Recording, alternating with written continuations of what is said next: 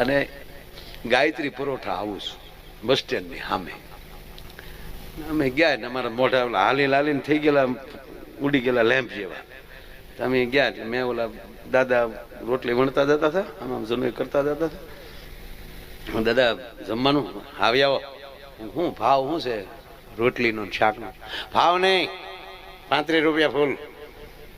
35 રૂપિયા ફૂલ બરાબર છે, પણ રોટલીનું શાકનું અલગ કેમ? એને શું છું કે આને 1-2 રોટલી ખાવી છે.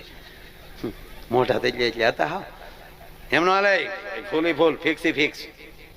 1 રોટલી ખાવ કે 1 તો 5 ખાવ તો એમ નથી કેતો દાદા, પગે લાગુ, થોડીક સોખવટ કરો, 1 રોટલી નાખી ખાવું છે ખોટું. તો દાદાને મેં કીધું કઠણાય બીડ્યા ઉલાડવા રોટલી.